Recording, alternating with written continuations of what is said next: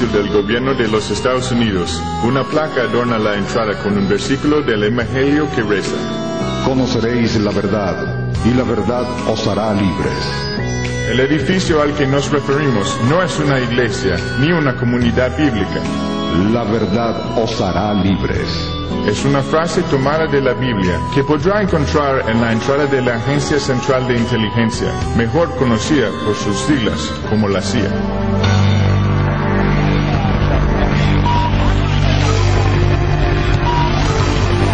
En el hermoso edificio de la CIA, buenas personas, padres y madres responsables, han dado lo mejor de sí por divulgar la verdad que nos hace libres. Los agentes de la CIA y sus colegas de otras agencias son una especie de ángeles modernos de la libertad, que no vacilan en detener el avance de las fuerzas negativas que amenazan la realización del paraíso en la tierra.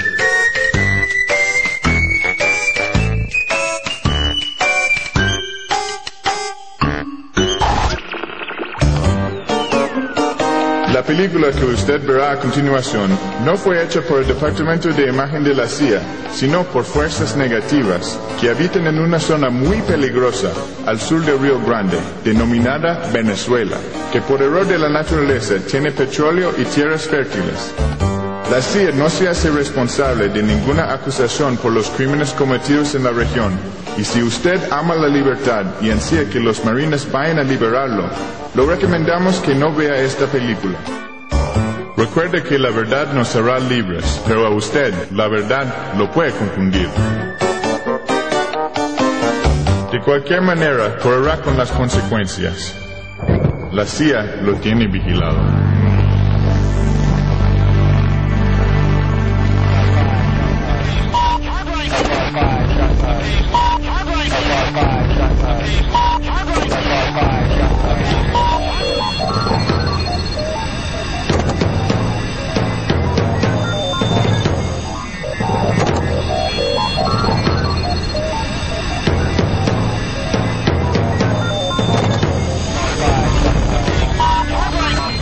Ustedes no conocen la anécdota de Roosevelt con Somoza. En un momento determinado llega un amigo de Roosevelt a la Casa Blanca y le dice: presidente, en Nicaragua hay un gobernante que estupra, que persigue, que mata, en fin, que persigue. Son of a bitch, le dice el tipo. Entonces Roosevelt, riéndose, le dice: sí, claro, mata, pero es nuevo, que mata, no lo olvide. Ese cinismo revela todo. La injerencia relacionada con el espionaje y las acciones encubiertas constituye en América Latina una verdadera invasión silenciosa. Pero han sido tantas sus actividades y fracasos que han ido develándose sus tentáculos, permitiendo que muchas historias salgan a la luz muy a pesar del celo con que trató de ocultarlas la mayor agencia de intervención del mundo, la CIA.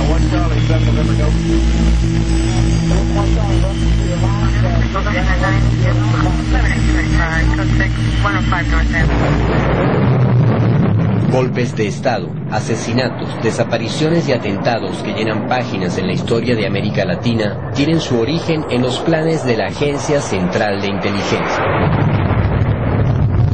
Aunque por muchos años se hizo creer que la agencia no había actuado en Venezuela como lo hizo en otros países del continente, su historial está saliendo a la luz, revelando un rastro de intervenciones que se remonta hasta mediados del siglo pasado. Eso lo tenían sumamente encubierto. Ellos trabajaban aquí en Venezuela apoyando y dirigiendo prácticamente la política, sobre todo anticomunista, aquí en Venezuela. Y en una sala habían pues 2 norteamericanos y un panameño. Esta gente me ha sacado un expediente ya en esa época donde estaban con pelos y señales toda mi actuación como dirigente de la juventud de la Confederación de Jóvenes. Cuando yo era teniente ya había sido citado varias veces al Servicio de Inteligencia Militar CIFA.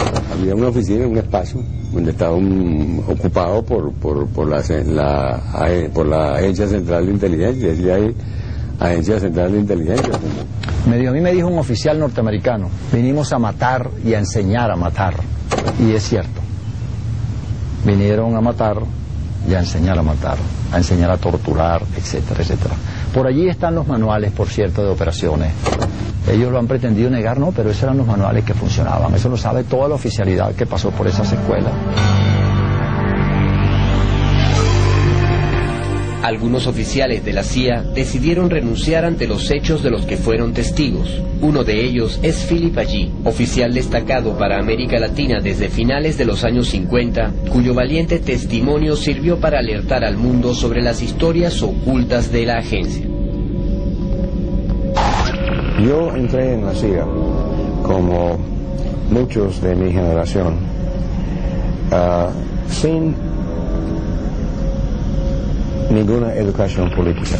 Para trabajar en la CIA uno no puede tener una conciencia social, porque uno está sirviendo los intereses muy estrechos de la clase gobernante en los Estados Unidos. Lo que es bueno para la General Motors es bueno para el país. Al terminar la Segunda Guerra Mundial, otra batalla iba a comenzar para dominar los mercados y recursos naturales del planeta. Los Estados Unidos pelearon su guerra en la Segunda Guerra Mundial con petróleo de ellos y agotaron prácticamente sus reservas. El agotamiento de las reservas petroleras por parte de los Estados Unidos va a tener como consecuencia que Venezuela se convierta en un país clave para esa potencia. Por eso es que se ha hablado de que el petróleo para nosotros todavía no ha sido una bendición, ha sido más bien una maldición. Los generales de esta guerra serían las grandes corporaciones y sus empleados, los políticos del norte, que con el pretexto del anticomunismo abrirían las puertas a la Guerra Fría. La Guerra Fría comenzó a finales del año 47 con un discurso del presidente Harry Truman y ya, digamos, durante el año 48 podemos estar hablando ya de prácticamente una política de Estados Unidos ya focalizada sobre el problema de la lucha contra el comunismo internacional. La doctrina Truman postulaba que los Estados Unidos tenían que promover el alejamiento de la Unión Soviética, de los países nuestros, pues, de aquellos países que se les ocurriese de alguna manera permitir grupos, organizaciones populares, etcétera, que estuviesen buscando mayor justicia social y que pudieran acercarse a la Unión Soviética. Acuérdate, aquello del enemigo interno, ¿no? Precisamente eso, contra esos países se iba entonces con todos los recursos. Bajo esta doctrina, Truman funda la Escuela de las Américas en Panamá e impone el Tratado de Asistencia Recíproca, con lo cual los ejércitos latinoamericanos se amarrarían a los designios del norte. Se reorganiza la comunidad de inteligencia creando nuevas agencias y para darle un rostro legal al intervencionismo se crea la OEA en 1948. Y esa dominación pasaba por entender la estrategia de seguridad nacional como identificando al enemigo interno como cualquier tipo de oposición que pudiese haber hacia las políticas norteamericanas. Dentro de este plan nacería la más efectiva maquinaria de la injerencia. Signing the bill that will enable our national military establishment to do more coordinating and less pulling in opposite directions. Siempre los militares habían tenido sus servicios de inteligencia, pero esta vez el plan era de establecer un servicio nacional civil. Esto fue la Agencia Central de Inteligencia, fundada en 1947. Con un mandato bastante explícito en su acta fundacional. Operaciones de los servicios clandestinos alrededor del mundo. Esto implica acciones encubiertas, operaciones paramilitares y espionaje entre sus capacidades. El directorio de operaciones, encargado de los trabajos sucios de la agencia, contaba con 6 divisiones que le permitieron hundir sus tentáculos alrededor del mundo. Lo que el norte consideraba su patio trasero era controlado por la división occidental a través de 5 secciones, cada una con varias unidades coordinadas por jefaturas locales.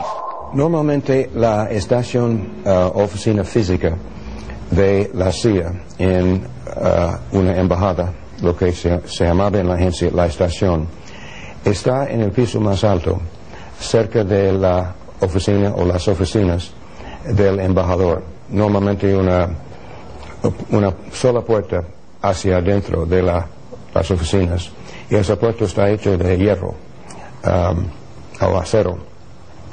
Tiene una combinación como una caja fuerte. En aquellos días nadie sabía realmente lo que hacía la CIA. Se sabía que tenía espías y recolectaba información, pero nadie sabía qué tan hondo era la penetración y manipulación de la sociedad civil en tantos países.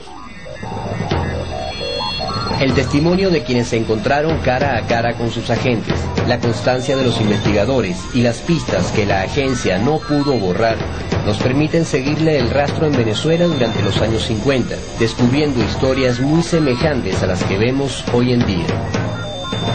En América Latina no se da un golpe de Estado reaccionario sin la presencia de los Estados Unidos. El primer golpe lo dan aquí los Estados Unidos a Castro en 1908. El segundo se lo dan a Medina y el tercero se lo dan a Gallego.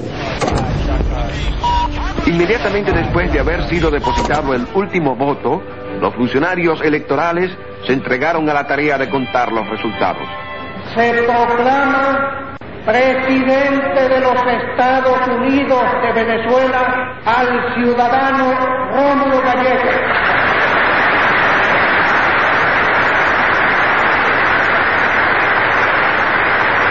Inicia la era de la auténtica recuperación por parte del pueblo de su derecho soberano de darse los gobiernos que desee. La naciente democracia venezolana era vigilada muy de cerca por el gobierno de Truman. En el Ministerio de la Defensa había una placa de la misión militar norteamericana, es decir que adentro del gobierno estaba la misión norteamericana. Y esto es una cosa que se sabe poco en la historiografía venezolana, o se trabaja poco, pero que yo lo descubrí en las investigaciones que hice en los archivos del Departamento de Estado en Washington. Hay una focalización inmediata sobre los sitios en América Latina donde hay materias primas estratégicas para los Estados Unidos. Y por supuesto, ¿dónde está el petróleo en América Latina? Está en Venezuela, en los campamentos venezolanos. Entonces inmediatamente se dice que el próximo blanco del ataque del comunismo internacional se va a dar en Venezuela, donde están los campamentos petroleros, que son, entre otras cosas, están siendo explotadas por compañías transnacionales de origen norteamericano, la mayoría de ellas, y algunas inglesas, ¿no? Como la Shell. Un gobierno como el de Gallegos no encajaba en los planes de la CIA, como lo demuestran sus propios documentos. Ahí aparece la CIA en esos documentos opinando sobre la situación política nacional, de lo que le conviene a los Estados Unidos y lo que no le conviene. Con fecha de enero de 1948, este informe secreto de la agencia y el Pentágono muestra en su página 6 el peligro que Washington veía en Gallegos y su partido. La División de Inteligencia del Departamento del Ejército no cree que Acción Democrática sea actualmente un activo partido anticomunista con el que podamos contar.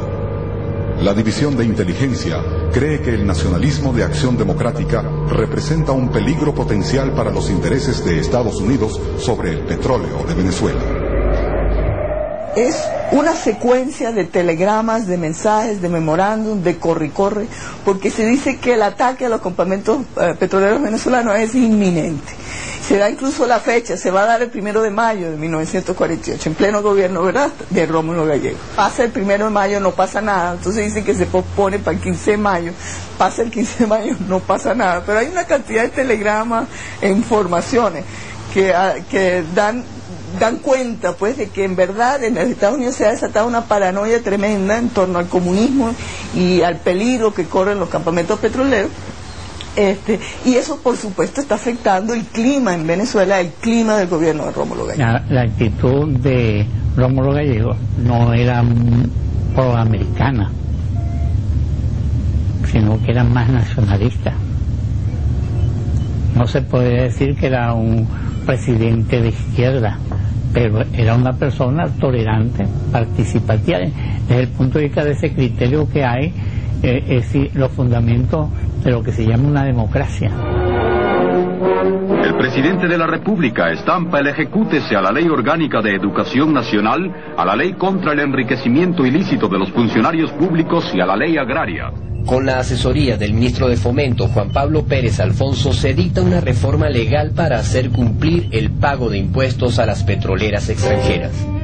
A los ojos del imperio, sus sagrados intereses habían sido tocados por el gobierno venezolano. Y 12 días después de aquella reforma de ley, Rómulo Gallegos es derrocado por un golpe militar donde ya se dejaba ver la huella de la injerencia norteamericana. El 48 comenzaba la Guerra Fría y en un momento de crisis internacional en que para Estados Unidos era fundamental tener gobiernos adictos en América Latina, no importaba que el gobierno de Gallegos no hubiera tomado ninguna medida, pero era débil. Es decir, los intereses americanos no estaban debidamente protegidos con Gallegos como podían estarlos protegidos por una dictadura militar. En todo caso, sí te puedo decir que los documentos son contundentes en decir que, tanto los militares como la embajada estaban contentos con ese golpe. Estaban permanentemente en contacto con los empresarios norteamericanos en Venezuela. Los empresarios eran igual que los militares, creían que los adecos eran unos comunistas, de manera que ellos respiran aliviados cuando sale el golpe militar. Mientras el presidente Gallegos fue sorprendido por el alzamiento, otros, como el jefe de su propio partido, Rómulo Betancourt, sí estaban en cuenta por anticipado de los acontecimientos que sucederían. La casualidad quiso que el abogado Armando Lazo fuese testigo de algunos hechos. Y entonces yo estaba buscando un ser humano ahí en la farmacia. Y se me acercó que era amigo mío, el que es el secretario privado de Rómulo Betancourt. Entonces él fue el que me dijo que ya Betancourt estaba en la embajada desde las 10 de la mañana y que si yo lo podía llevar en el carro mío hasta la embajada. Y es una cosa muy sospechosa de que Betancourt se mete en la embajada afilado en la mañana y a Gallego lo tumban al mediodía, a la 1 de la tarde. Abandonado por Betancourt, Gallegos es derrocado por un golpe que no pudo disimular la presencia norteamericana. Pero ellos tienen tanta información, digamos, tan detallada la información, que uno puede seguir la gesta de la conspiración hasta el 24 de noviembre a través de los archivos de la embajada, porque todos estos militares están yendo a la embajada y dando información. En esos días había llegado, nombrado agregado militar norteamericano a la embajada de Caracas, el coronel Edward Adams. No hay información de cuándo se anunciará el nuevo gabinete. El estatus de Gallegos es incierto. Eso es el 23 en la noche. Dice el agregado Adams, el 23 en la noche también. Concuerdo con telegramas de la embajada. Estimo que solo habrá violencia. Fíjate, está clarísimo que el golpe está allí. Si el partido AD llama a la huelga general. Que estábamos ya en los preparativos de la insurgencia del 24 de noviembre, se presenta el coronel Adams. Y Adams inclusive sacó una libreta y tomó algunas notas. Hay un escándalo, como acabo de decirlo, de alguien por ahí que salió haciendo cosas, gritando, un gringo, y hay que sacarlo por una puerta trasera y mandarlo, váyase de aquí, coronel. Y se marchó para ir a informar a su embajada de lo que estaba ocurriendo. Cuando don Rómulo Gallegos cae el 24 de noviembre y inmediatamente a la salida del exilio, él llega primero a Cuba, a La Habana, y bajándose del avión da el discurso, el famoso discurso, es publicado en el periódico El Clarín de Buenos Aires y paraliza el proceso de reconocimiento de la Junta Militar. Aquí ha ocurrido un acto más de la tragedia que en nuestra América viene padeciendo la democracia. ¿Qué significa la presencia de un agregado militar de la Embajada de potencia extranjera en ajetreos de cooperador y consejero en uno de los cuarteles de Caracas mientras se estaba desarrollando la insurrección militar contra el gobierno constitucional que yo presidía?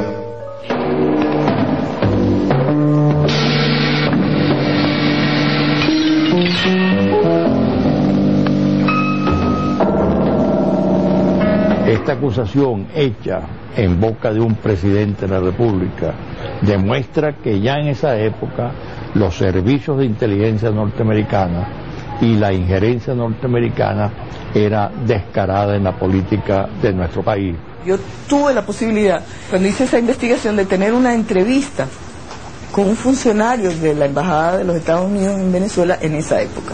Pero él tampoco me podía asegurar que ese agregado militar que había ido a Miraflores había ido por su cuenta. Eso él no lo sabía. Si había decidido tomar esa iniciativa, irse por su cuenta, o si desde el Departamento de Defensa le dijeron que se fuera para allá, o sea, ese es eso sigue siendo una pregunta sin contestar. La respuesta la dio el presidente de los Estados Unidos, inaugurando el elegante estilo norteño de evadir responsabilidades. Según su versión, la presencia del coronel Adams en Miraflores se debía a que había ido a recoger unos pases de cortesía a una corrida de toros.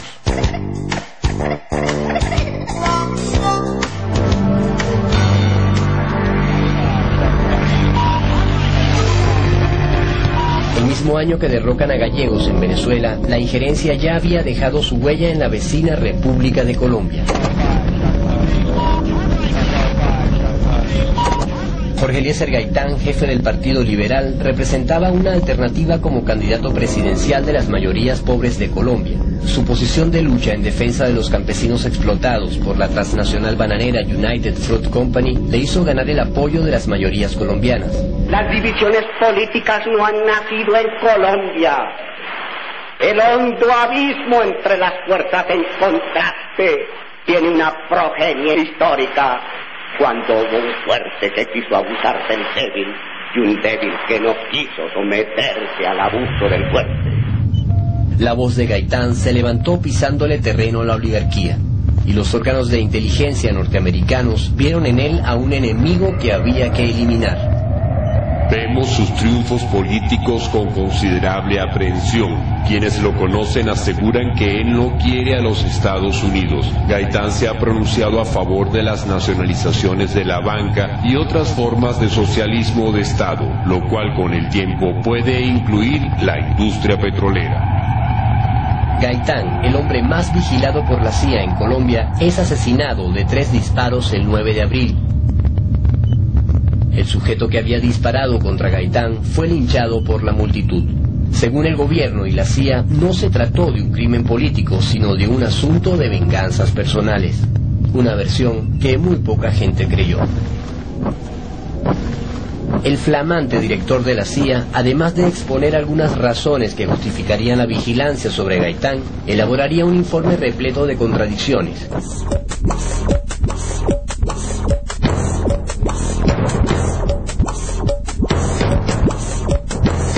Según la CIA, el asesino era José Sierra, quien actuó en venganza de un tío llamado Cortés.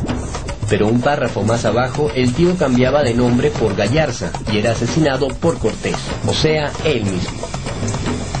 Al tiempo de haber asegurado que se trataba de una venganza personal, cambiaron su versión diciendo que habían sido los comunistas.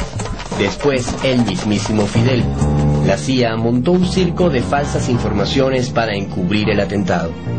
Con la eliminación de Gaitán, la injerencia abortaría las esperanzas de un pueblo sumiendo a Colombia en una ola de violencia que marcaría su historia. Venezuela sería el próximo objetivo del intervencionismo.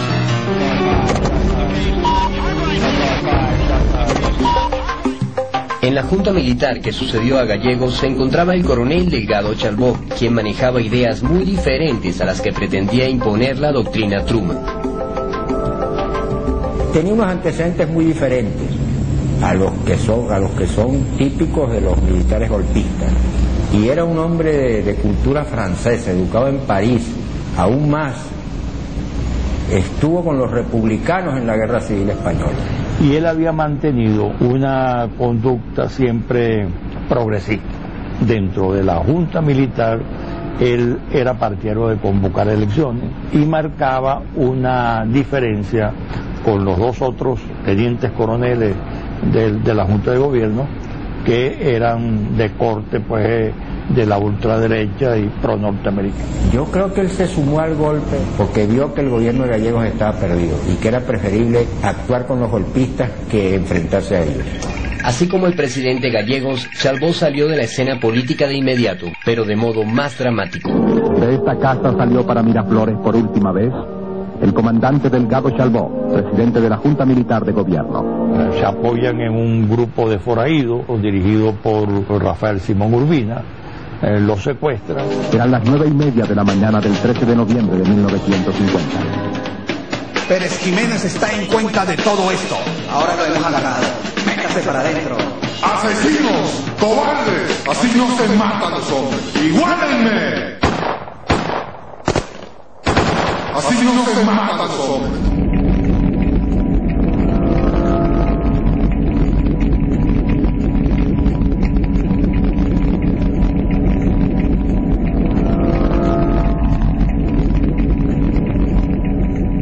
jefe de la banda se asiló en la embajada de Nicaragua, donde recibió la visita de un misterioso agente de la embajada norteamericana. Pocas horas más tarde apareció muerto en otro extremo de la ciudad. Un fotógrafo venezolano sorprendió a uno de los agentes del FBI en Caracas saliendo del tribunal donde se custodiaba el expediente del magnicidio. Las pistolas utilizadas en el crimen fueron a parar en los Estados Unidos a manos del FBI, quien concluyó que ninguna de las armas tenía huellas que facilitasen la investigación.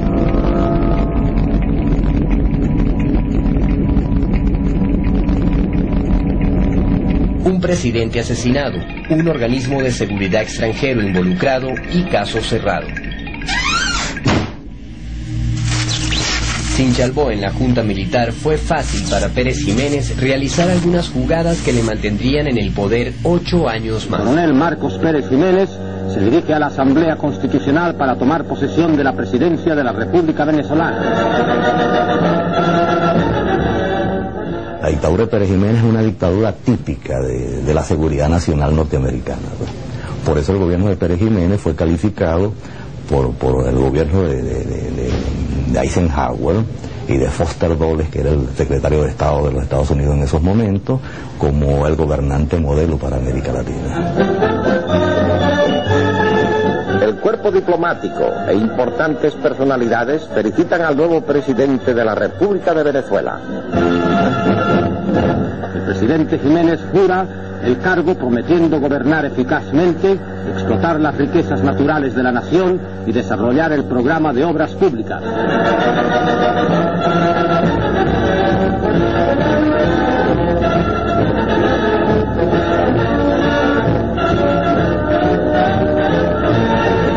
La embajada norteamericana estuvo muy bien informada de los crímenes de la dictadura, pero eso no impidió que siguiesen considerando a Pérez Jiménez como un gobernante modelo para sus intereses. Para los planes militares estratégicos del Pentágono, la situación y capacidad productiva de Venezuela es insuperable. Para Venezuela, esa década comenzaba con la estocada mortal a cualquier esperanza por remontar la senda de la democracia. Pero para Estados Unidos, los años 50 comenzaban con un aparato de inteligencia e intervención fortalecido. Una de las primeras acciones de la agencia fue la Operación Sinsonte, dirigida a obtener el control de varias agencias de noticias y a reclutar periodistas que pudiesen realizar labores de propaganda. Nosotros pudimos colocar nuestra propaganda a través de periodistas que utilizaron nuestro material como si fuera suyo. Por propia admisión de la agencia, al menos 25 organizaciones y 400 periodistas se convertirían en recursos de la CIA. Y les pagamos salarios para colocar nuestra propaganda. Ojalá que todos los trabajadores fueran capitalistas. Y lo más bonito es que en el sistema capitalista, que aparentemente el trabajador no quiere defender y sostener, en este sistema capitalista cualquier trabajador puede efectivamente convertirse en un capitalista. Todo está en que pueda comprar una acción que sea de 50 centavos de cualquiera de las empresas que las pongan en el mercado. Esto lo vemos a menudo en los Estados Unidos. Desaparecidos los nazis, el nuevo enemigo que debía derrotarse eran los comunistas. Excelente guión cinematográfico para una opinión pública norteamericana adicta a las historias de Hollywood. Héroes rubios que luchan contra villanos de cualquier otro color. Van creando un fantasma, ¿no? Y ese fantasma en esa época total era el comunismo. Y personas que no eran ni inclusive anticomunistas, pero que no estaban con el gobierno, entonces decían que era comunista y entonces lo perseguían. Era antes de la guerra en Vietnam, eran los años 50, años muy conformistas y casi se puede ser inocentes, por lo menos para jóvenes como yo. Con una campaña electoral que prometía librar a los estadounidenses del terror comunista, en 1952 llega a la presidencia de los Estados Unidos Eisenhower. Un señor llamado Allen Dulles llegó al año siguiente al edificio de la CIA con muy buenas credenciales. Era el nuevo director de la Central de Inteligencia y su hermano Foster Dulles era el nuevo secretario de Estado. Durante su periodo en la CIA desarrolló planes tan absurdos e inhumanos como la Operación MKUltra, el proyecto de investigación de alto secreto para controlar la mente humana.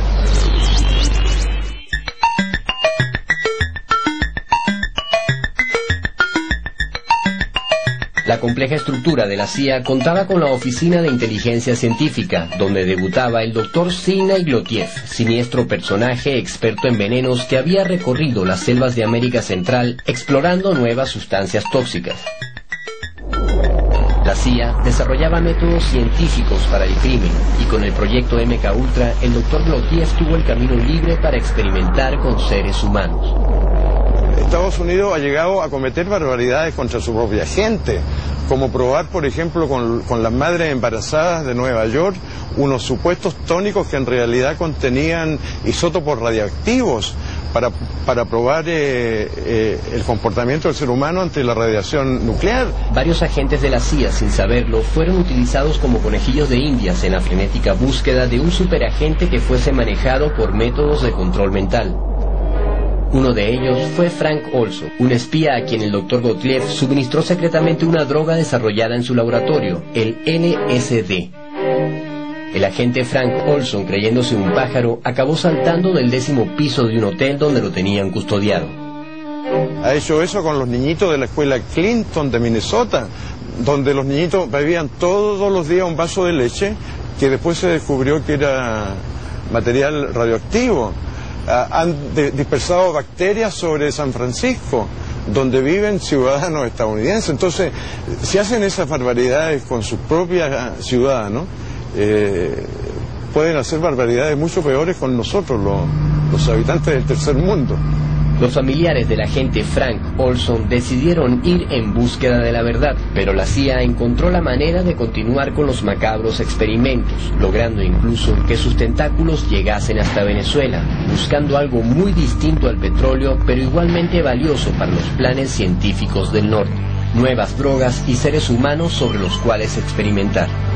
Han utilizado a las etnias de estas zonas amazónicas y de la Amazonia y de la Orinoquia como cobayas, pues como animales de experimentación. Y han descubierto que los Yanomami tienen resistencia a ciertas enfermedades y se han prestado para inocularle enfermedades a poblaciones Yanomami para ver cómo reaccionan. O sea, experimentos que no pueden ser calificados menos que de experimentos nazis. Y ha habido una política, por un lado, de penetración, que es lo que han cumplido las nuevas tribus. Entraron aquí el año 46. Y desde el 46 están ubicados en esos sitios estratégicos que son esas zonas del área amazónica. Miren eso en un mapa y se dan cuenta que esa es el área amazónica, toda el área amazónica, con todo lo que representa en biodiversidad, todo lo que representa en materiales estratégicos, en control del agua, en control de sabiduría, en control de áreas estratégicas, etcétera. Y las nuevas tribus están, por supuesto, metidas allí, financiadas como espías que son al servicio de la CIA, al servicio del Departamento de Estado, para cumplir las funciones de saqueo de recursos territoriales, de levantar mapas, de controlar y desnacionalizar a las poblaciones indígenas y al mismo tiempo de ejercer pues unas labores de control estratégico de un área que es fundamental. La Estándar se interesó también en el oeste del lago, en la sierra de Perijá, habitada por yucpas y motilones. Muchos años más tarde, apaciguados los motilones y con técnicas modernas de perforación, se logró extraer petróleo a 5.600 metros en el Pozo Alturitas 1, considerado en los años 60 como el pozo más profundo de toda América Latina. Han habido varias fases en esta historia. Durante los años 50 la CIA tuvo grandes éxitos en derrocar los gobiernos de Irán y de Guatemala por su nacionalismo. Años después van a caer otros y vamos a tener, ¿verdad?, todo el panorama militar que vamos a saber, y toda una política exterior norteamericana que aupa más bien las dictaduras militares en detrimento de la democracia en América Latina, a favor de sus intereses de seguridad nacional y en su combate contra el comunismo.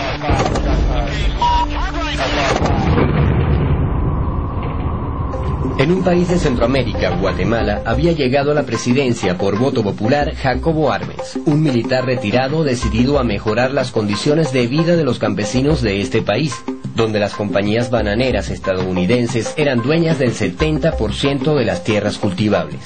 Jacobo Arbenz Guzmán implementó una carretera hacia el Atlántico, la cual sustituía al ferrocarril de las bananeras. Repartió algunas tierras ociosas a los campesinos y eso lo interpretaron los de la United Fruit Company como una amenaza, a las grandes extensiones de terreno que ellos habían acaparado en el país. En una política de dignidad nos hemos negado a ampliar las concesiones de la United Fruit Company. Con la reforma agraria estamos liquidando los latifundios. Pero la United Fruit Company era respaldada por fuertes intereses. El abogado de esta compañía era el mismísimo secretario de Estado Foster Dulles, y su hermano Allen Dulles era nada menos que el director de la Agencia Central de Inteligencia. Washington no se quedaría de brazos cruzados ante el peligroso ejemplo que la democracia social de Guatemala le daba a los demás pueblos de la región. Eisenhower con su pandilla decidieron el futuro de la democracia guatemalteca poniendo en práctica un nuevo plan, la Operación Éxito. La CIA desplegó una gran campaña publicitaria para hacer creer al mundo que Guatemala había caído bajo las garras del comunismo soviético. El presidente Eisenhower declaró que los acontecimientos de las últimas semanas en Guatemala preocupan mucho a Estados Unidos. De pronto, la empobrecida nación guatemalteca empezó a ser la gran noticia en todos los medios de comunicación, presentándola como una feroz amenaza para la tranquilidad del hemisferio. In other words, the Arbenz regime was not a Guatemalan government. It was a foreign government controlled by foreigners. En solo un mes se escribieron más de 200 artículos con terribles historias sobre Guatemala. 3 películas sobre la amenaza guatemalteca recorrieron los cines de Estados Unidos. Se mostraron fotografías de cadáveres mutilados acusando al gobierno de Arbenz por esos crímenes. Estas medidas, dijo, están fundidas en el mismo molde que el mundo libre ha visto usar en otros países que cayeron bajo la órbita del comunismo. Con esta avalancha de propaganda, los hogares norteamericanos no podían sentirse seguros con Jacobo Arbenz en el poder. La Operación Éxito logró su primer objetivo, que el mundo se sintiera amenazado por Guatemala. Otra de las metas del plan era restar apoyo popular al gobierno de Arbenz, y como parte de las operaciones psicológicas y de desinformación se interfirieron las radios guatemaltecas. Aeronaves norteamericanas diseminaron 100.000 panfletos sobre la cronología del comunismo en Guatemala. 2 agentes de la CIA instalaron una estación de radio en la República de Honduras, a la que llamaron Voz de Liberación, un recurso de guerra psicológica que la CIA continuaría empleando en todas sus operaciones. La conferencia panamericana celebrada en Caracas es un buen ejemplo de la forma en que actuaban los tentáculos de la CIA desde Venezuela y el uso que Washington le daba a la diplomacia internacional. Se sabía que los gringos estaban preparando la invasión de Guatemala y que la conferencia panamericana era como el preámbulo ideológico de aquella operación. En Caracas se celebra la 10ª Conferencia Interamericana. Encabezando la delegación estadounidense se halla el secretario de Estado John Foster Dulles, quien pronuncia un discurso que se considera como la primera declaración definitiva del gobierno de Washington con respecto a la amenaza comunista en este continente, y que si desoye nuestra advertencia y no se aparta de nosotros, tomaremos medidas cual corresponde a una situación que podría poner en peligro la paz de América. Endanger the peace of America. Vino exclusivamente a Venezuela a obtener una resolución de la 10ª conferencia señalando que Guatemala era un gobierno comunista, legitimando, digamos así, una intervención de Estados Unidos para derrocar al gobierno de Guatemala. U.S. Secretary of State Dulles takes the rostrum to urge you. They may not themselves have been communists, but they had been subjected to the inflammatory influence of communism, which avowedly uses extreme nationalism as one of its tools. Con la complicidad de la Conferencia Panamericana, la Operación Éxito entraba en su fase final. Sí, hay muchos estudios y hay mucha información difundida en relación a que fue el gobierno de los Estados Unidos el que intervino directamente con mercenarios desde Honduras para derrocar al presidente Jacobo Arbenz. Una base militar en la Florida sirvió de cuartel general de la operación, dirigida por el oficial de la CIA Tracy Burns. Bajo el Tratado de Asistencia Recíproca, los dictadores de la región enviaron su contribución a la invasión. El dictador nicaragüense Anastasio Somoza armaría a los paramilitares financiado por la CIA. Pérez Jiménez no se quedaría atrás enviando armas y logística. Hoy, a las 16 horas, aviones de fabricación norteamericana del tipo P-47 atacan la ciudad de Guatemala, ametrallando edificios gubernamentales, viviendas particulares y bombardeando bases militares. Mientras caían las bombas norteamericanas, el cinismo del imperio tomaba la palabra en las Naciones Unidas en la voz de su embajador Henry Cabot. But as a revolt of Guatemalans against Guatemalans. Pero con el paso del tiempo, documentos desclasificados de la propia CIA develarían los detalles y los nombres de los agentes norteamericanos implicados. El propio embajador norteamericano John Perufoy, Enno Hobbins, oficial de operaciones, David Attel Phillips, oficial de operaciones psicológicas, David Morales, destacado asesino al servicio de la CIA, Frank Wisner, jefe de la estación central en Guatemala, Tracy Burns, autor del plan de invasión, Howard Hunt, agente operativo destacado en operaciones psicológicas. Este criminal declararía ante cámara algunos comentarios reveladores sobre la invasión. What we wanted to do was have a terror campaign to terrify Arbenz particularly, terrify his troops, much as the German Stuka bombers terrified the population of Holland, Belgium, and Poland at the onset of World War II, and just rendered everybody paralyzed. Estos son algunos rostros del equipo de criminales que movieron los hilos de la invasión imperialista a Guatemala y le hicieron creer al mundo que se trataba de un conflicto interno. Guatemalan town of Equipulas, just occupied by anti-government forces. Cuando el presidente Jacobo Arbenz ordenó repartir las armas del ejército al pueblo, ya era demasiado tarde. Cercado por generales traidores y viendo a su pueblo morir bajo las bombas de la aviación norteamericana, el presidente Arbenz se dirige al país por radio el 27 de junio. Han usado el pretexto del anticomunismo.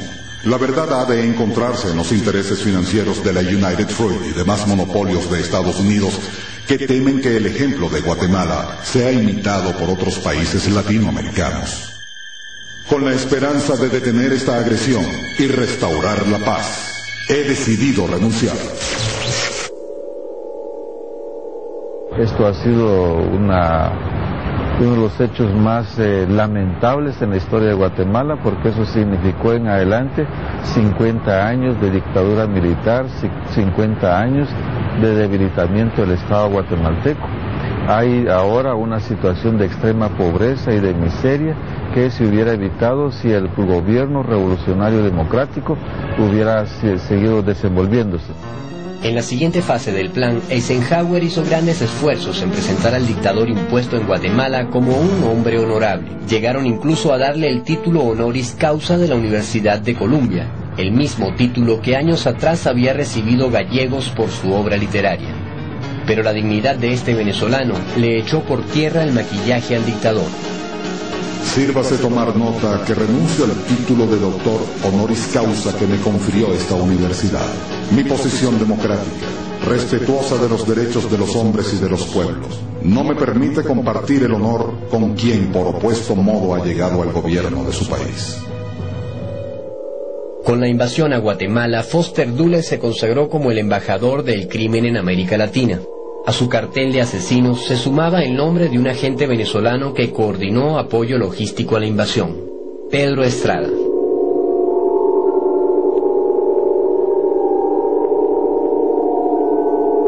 Pedro Estrada es un viejo policía al servicio de Estados Unidos.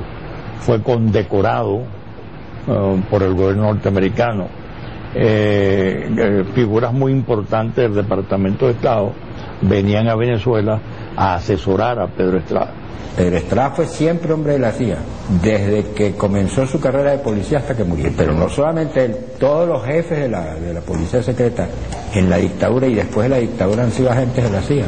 Pérez Jiménez mandó a buscar a Pedro Estrada y lo designa como jefe de la Seguridad Nacional.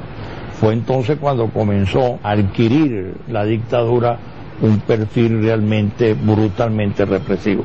Me mandó a llamar, me interrogó enfrente de mi hermana. Recuerdo una mirada, no sé si tenía los ojos claros, pero impactante. Era un hombre alto, ¿no? El máximo jefe de las torturas aquí cuando Pérez Jiménez. Fue este personaje el encargado por Pérez Jiménez de apoyar financiera y logísticamente el crimen cometido contra Guatemala, una invasión que fue motivo de gran orgullo para sus autores. In 1954, a few of us in Guatemala made some changes that seemed almost without effort. However, the demands kept growing. Intelligence was asked to do what armies should have been done. It seemed so easy to hope that secret shenanigans could accomplish what an army should have been doing. Tuvimos oficiales encargados de operaciones contra la embajada soviética en aquel tiempo, la embajada de todos los países de Europa Oriental, como Checoslovaquia, por ejemplo. Y también contra la izquierda tuvimos penetraciones de los partidos políticos de izquierda, como el Partido Comunista de Uruguay y varios otros que fueron los blancos tradicionales de nuestras operaciones de penetración. El comando de tarea empleado en Guatemala fue diseminado por América Latina. El oficial de la CIA, Jack Sterling, llegaría a Venezuela a dirigir la estación central de la agencia durante 6 años. Con él vendría también el criminal David Sánchez Morales a apoyar los crímenes de la dictadura. Desde su llegada, los organismos de inteligencia norteamericanos fortalecieron su presencia en el país. Pérez Jiménez fue ampliamente respaldado por Washington por el apoyo al golpe en Guatemala. La medalla de la Legión al Mérito fue uno de esos premios. El Estado otorga concesiones por primera vez desde hace 11 años bajo 2 modalidades, de desarrollo por 40 años y de exploración por 3. Pero el beneplácito del norte duraría solo 2 años más. Pérez Jiménez comenzó a molestar a Washington al dar asilo a Perón, el expresidente argentino, y al ser incapaz de frenar el avance del movimiento revolucionario venezolano. Que hubo dificultades con el mismo petróleo. En segundo lugar, a los americanos lo irritó mucho la planificación de la red ferroviaria, sobre todo a estas ensambladoras Ford y General Electric. Finalmente terminó por hacerse chocante para los Estados Unidos y causar una de las intervenciones indirectas que Estados Unidos ha tenido en la política venezolana. Pérez Jiménez dejó de serle útil al imperio. Los Estados Unidos prefirieron apostar por los opositores más dóciles a sus dictados antes de que el avance de las fuerzas de izquierda tomasen el poder en Venezuela. Estaban los acuerdos que se lograban en Nueva York con la anuencia de Nelson Rockefeller entre los principales partidos políticos que luego serían el centro del pacto de Punto Fijo. El papel que jugó Nelson Rockefeller en la conformación de ese pacto y en el logro de los acuerdos fundamentales entre estos 3 partidos políticos que fueron el núcleo del acuerdo fue determinante. Mientras muchos venezolanos daban la vida en las calles, otros desde el cómodo exilio daban los discursos. Betancourt, desde el exilio en Nueva York, se dirige al país. La hora de la victoria del pueblo está cercana, no para usufructuarla, sino para contribuir a que todos los venezolanos vivan libres del temor y de la necesidad. El fin de la dictadura de Pérez Jiménez, en enero de 1958, marcó el regreso a Venezuela de sus grandes líderes democráticos. Rafael Caldera, con Rómulo Gallegos y Jovito Villalba, echa las bases del entendimiento político que habrá de garantizar en el proceso electoral el renacimiento de la democracia en nuestro país. Los buenos muchachos del llamado Pacto de Punto Fijo reciben inmediatamente la visita del vicepresidente Nixon, pero en las calles se preparó un recibimiento muy distinto al que esperaba el ilustre visitante. Richard Nixon estuvo a punto de ser linchado al llegar a Caracas. Una turba asaltó el automóvil del vicepresidente de Estados Unidos. Había un genuino espíritu de repudio a la política gringa por la ostensible ayuda que ellos prestaron o simpatía con que ellos vieron el gobierno de Pérez Jiménez y todos los excesos de Pedro Estrada, etcétera, etcétera. Pero sí, lo escupen, y fue algo que revelaba pues la furia antiimperialista que había entre los jóvenes sobre todo, y fue una noticia que impactó al mundo.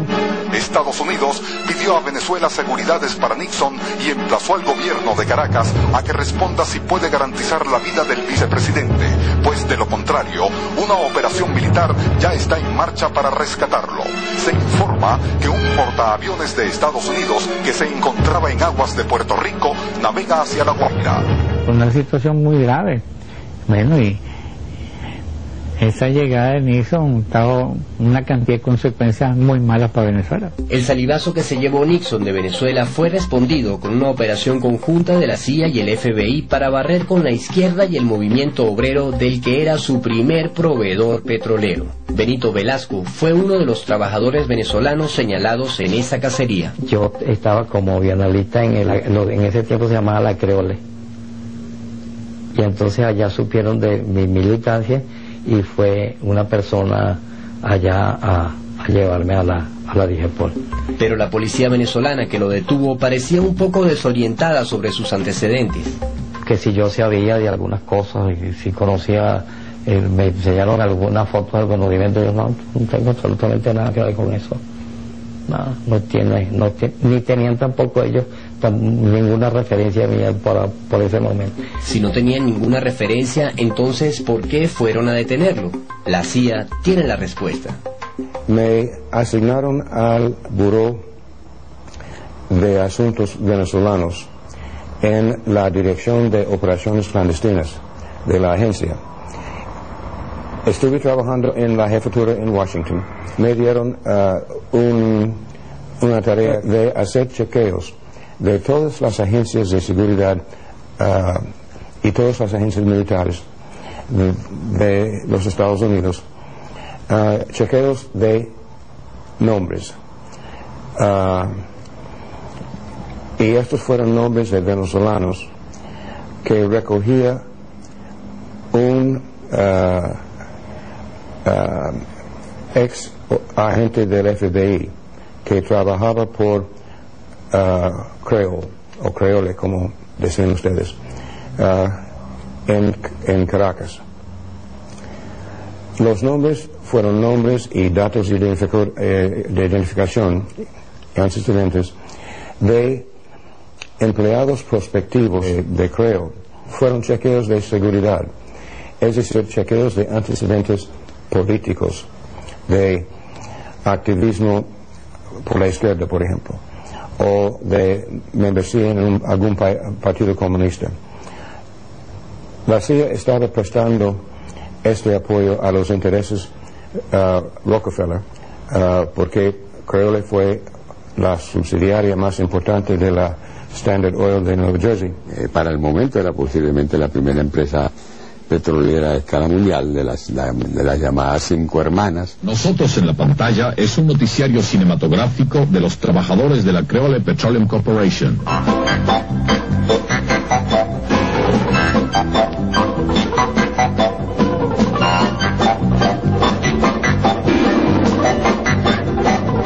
Además de eso, Rockefeller tenía inversiones en otros rubros en Venezuela, principalmente en la distribución de alimentos a través de la célebre cadena de automercados CADA. Con una ampliación de los servicios informativos que la Creole Petroleum Corporation viene prestando a la colectividad venezolana por Radio Caracas. Con Rockefeller adueñado del país y Betancur en la presidencia, la injerencia del norte seguiría teniendo las puertas abiertas en Venezuela. Yo no tengo la menor duda de que la CIA formó Carlos Andrés Pérez también. Hay una entrevista donde Betancourt dice que Adlai Stevenson, que formaba parte del cogullo de la CIA, era muy amigo de él. Y él entregó a su muchacho, el muchacho de Rubio, para que se lo formara. Y por eso es que Carlos Andrés Pérez de Viena es superpolicial, igual que en el pasado lo había sido Pedro Estrada durante la dictadura de Pérez Jiménez.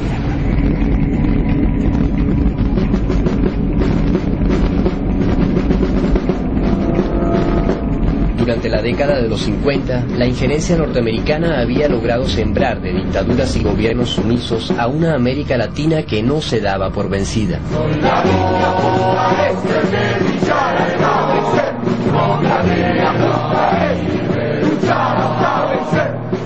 Estaban comenzando a operar distintos movimientos guerrilleros en América Latina y la CIA tenía un papel muy clave en penetrarlos, recolectar información, preparar la información para los militares y los policías de todos estos países. Los éxitos obtenidos por la CIA le hicieron creer al imperio que su dominio era absoluto en lo que llamaban su patio trasero. Number one, I predict that President Batista, though he was very careful not to commit himself, will nevertheless run for president again. Number two, I predict that we have nothing to worry about as far as communism is concerned in Cuba for a long time to come. Pero cuando menos se lo esperaba, una revolución le enredaría el panorama al imperio a tan solo 90 millas de sus costas. En un periodo de 2 años, Fidel y sus colaboradores organizaron un ejército guerrillero integrado por combatientes de diferentes fuerzas políticas. Comenzó una verdadera guerra contra un poderoso ejército, armado y entrenado por los Estados Unidos. El dictador Fulgencio Batista recibió gran apoyo de la base de Guantánamo y la estación de la CIA en La Habana, donde el terrorista Posada Carriles daba sus primeros pasos. Pero Fidel no estaba solo. Contaba con la solidaridad de los pueblos del continente, incluyendo a Venezuela. Ya le digo que aquí participábamos una serie de personas que estábamos a favor de la Revolución Cubana y que reuníamos todo lo que podíamos en dinero y en armas también para mandar a Cuba. Cuando vino la revolución subimos a la Sierra Maestra para que nos enseñaran todo cómo estaba organizado eso. Fidel no había entrado a La Habana, fue poco a poco tomando pueblo, él iba y el grupo de nosotros los venezolanos y de dominicanos que íbamos ahí entramos con él a La Habana.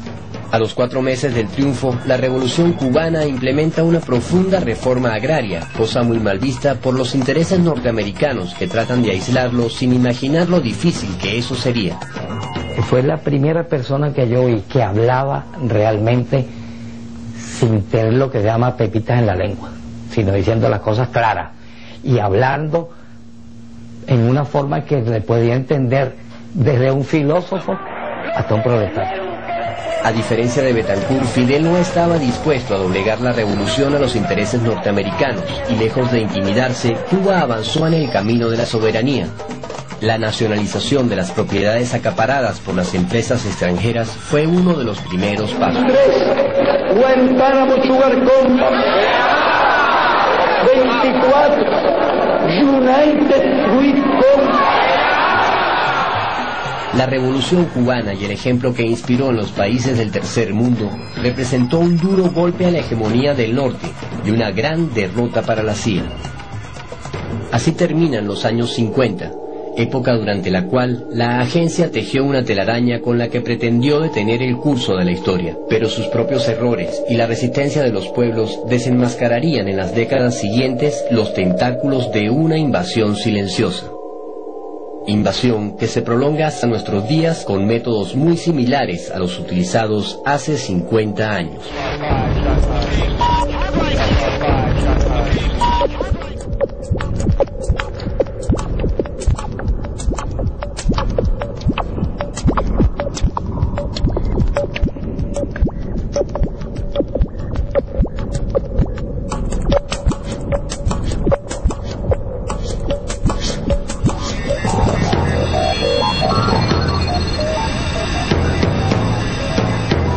En Venezuela actualmente tienen un programa bastante amplio y sofisticado para remover del poder al presidente Chávez y la coalición que lo apoya. Van a tratar de nuevo, pero les advierto a los señores imperialistas de los Estados Unidos, a Bush, Condolencia y compañía, si siguen por ese camino, les vamos a hacer morder el polvo de la derrota una vez más. ¡Se los garantizo! ¡No podrán con nosotros!